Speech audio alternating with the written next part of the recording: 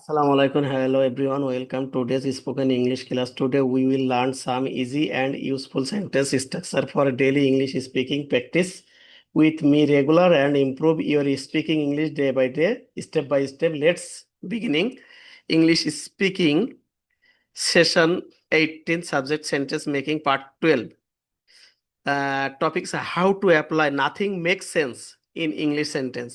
বাংলা বাক্যর শেষে যদি কিছু বুঝে আসছে না, কোনো মানে নেই, অর্থহীন লাগছে, মাথায় ঢুকছে না, কোনো কিছু ক্লিয়ার না এবং সবকিছু এলোমেলো লাগছে, কিছুই বোঝা যাচ্ছে না, কোনো লজিক নেই ইত্যাদি এই ধরনের বাক্য থাকে, তাহলে কি করতে হয়? নাথিং মেক্স সেন্স দিয়ে ইংরেজি বাক্য তৈরি করতে হয়। ফর্মুলা স্ট্রাকচার এভাবে তৈরি করা যায়। সো আমরা শুরু করি, দেখা যাক কি হয়।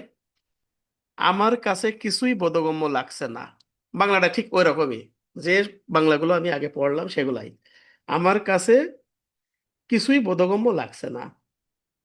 তো দেখেন, আগে সূত্র ফেলাই। নাথিং কি বলেন বলেন বলেন বলেন।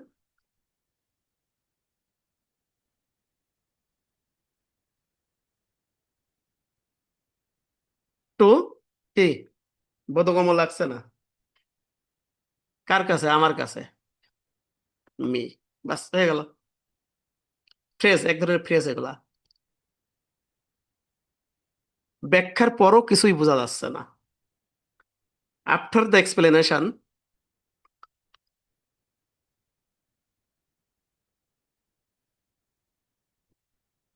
আফটার দ্য এক্সপ্লেনেশন, এক্সপ্লেনেশন বানান কি?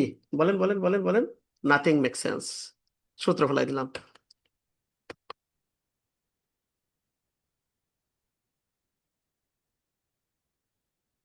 সেন্স।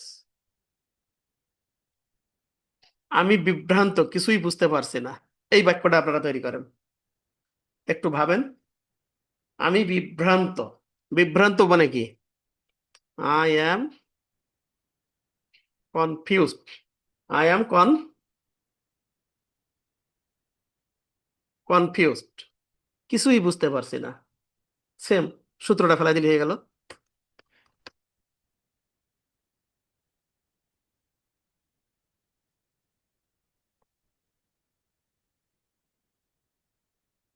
এখন আমার মাথায় কিছুই পরিষ্কার লাগছে না, মানে মাথা হ্যাং হয়ে গেছে নাকি? কি লেখা যায় বলেন বলেন বলেন বলেন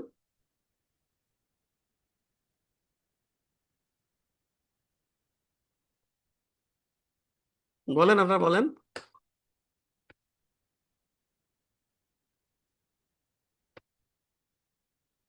বলেন। In my mind.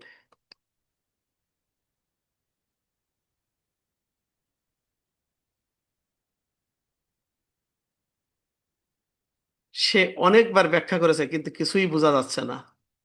খাইছে রে। সে অনেকবার ব্যাখ্যা করেছে কিন্তু কিছুই বুঝতে পারছে না। তাহলে আগে ব্যাখ্যার জিনিসটা নিয়ে নি। হি এক্সপ্লেইন কি? বলেন বলেন বলেন।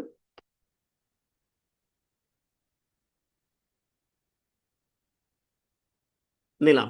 হি এক্সপ্লেইন ইট মেনি টাইম। সে অনেকবার এটি আমার কাছে ব্যাখ্যা করেছে, বাট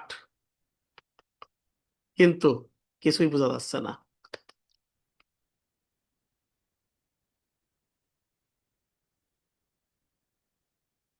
বুঝতে বাকি আছে কারোর? আমার মনে হয় আপনাদের আর কারোর বুঝতে বাকি নাই। Thank you everyone for watching this video. If you found this lesson helpful, please like, share, comment, follow this page. Keep practicing English every day. See you in the next class or next video. Good night.